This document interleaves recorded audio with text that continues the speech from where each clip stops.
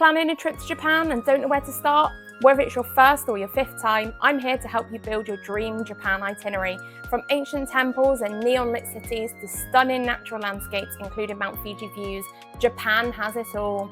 Let's build your perfect adventure step by step, so let's get to it. First things first, when should you go? So spring is March to May, it's cherry blossom season, it's an incredible time to visit, but it will be more expensive and busy. Summer is June to August, hot and can be wet with monsoon season, but is great for festivals. Autumn is September to November, brings stunning nature and cooler weathers. And winter is December to February, it's perfect for snow sports and cozy onsen towns. So let's talk 5 essential places to visit. Number 1, Tokyo. It's massive, high-tech, quirky, endless shopping and sushi. Number 2 is Kyoto, a very classic Japan traditional area with temples, geishas and tea houses. Number 3 is Osaka, street food heaven and nightlife, loud and busy on Dotomoboy. Number 4, Hiroshima, the Peace Memorial Park and nearby Maijama Island with an amazing shrine. Number 5 is Hakone, an onsen town with views of Mount Fuji. So to give you some inspiration on how to fit in the essentials, we'll cover how we spent our 14 days in Japan. This series will include a video for each location. So we flew into Tokyo directly from Heathrow in London. We caught the Shinkansen bullet train from Tokyo Station to Kyoto, took about 2.5 hours. Spent 4 days in Kyoto and then caught a 40-minute train to Osaka and stayed for 3 nights, where we visited Hiroshima as part of a day trip from Osaka. And the last part of our trip, we stayed 7 nights in Tokyo, spread across 2 different areas, including a visit to the Lake District surrounding Mount Fuji, Hakone and Lake Karaguchiko. So let's show you how to build this in 5 simple steps. Step 1 is research what you want to do. Most people start with booking the flights, but first you need to know what you want to do and how long you want to stay in each area. This is why research is the most important step.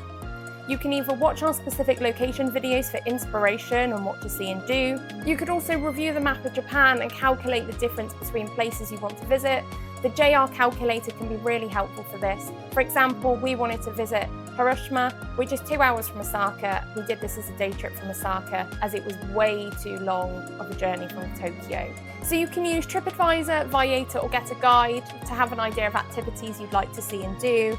And there's also many Facebook groups providing top tips, recommendations of areas to stay and general Japan advice. I'll include in the descriptions the groups we found particularly useful. So now you've got your list of everything you want to do. I'd then split that into must-dos and would like to do. Map these into days. So for example, our Osaka itinerary looked like a day in Universal Studios, a day at Maijama Shrine and Hiroshima, and then a day for Osaka Castle, Dotomoboy and Shinseki. Based on this, we found that 3 days in Osaka would be sufficient. So you can either add it straight to an itinerary planner app like Wonderlog, which is our favourite to use. Alternatively, Microsoft Word or a notepad would also work.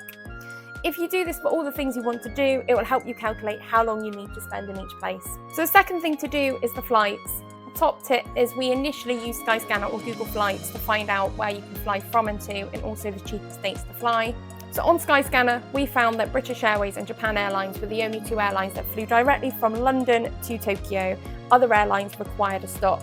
Drop us a comment to share with others any direct flights you found for your local airport. Step number 3 is accommodation. We always research the areas to stay. In our specific location videos, we'll cover the hotels and central locations we stayed in to save you time. For example, in Osaka, we wanted to be close to the station, and in Kyoto, we wanted to be in walking distance of all attractions.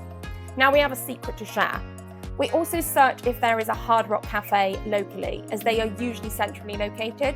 For example, in Kyoto, it's right by the Gon District and the theatre.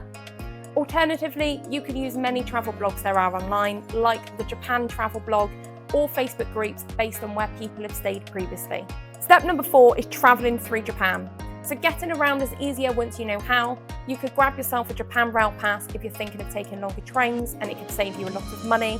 You could also get an IC card like a Sucre card for local trains and even convenience stores.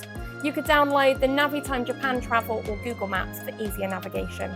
We've made a specific video on the Shinkansen which covers the best seats to book for a Mount Fuji view, how to book your trains in advance, and if we think the JR Pass is worth the money. So check it out. So the last step of our 5-step process is to get it booked and add it to an itinerary plan to take with you. We've tried quite a few itinerary planners and found that Wonderlog is the most intuitive, especially for a free version. You can add hotels, flights, trains and activities separately, and it links to Google Maps so you can get all the directions to each location. So there you have it, a 5-step process for building your dream Japan itinerary, covering the things you want to see and do. Now, if you find this too overwhelming, not a problem. Check out our Japan series where we cover everything we did with our 14 days. And make sure before you travel to Japan, you check out our Traveling to Japan Mistakes to Avoid video to prepare yourself for your trip. Don't forget to like and subscribe to ensure that you'll see our latest Japan videos as they launch each week. See you next time.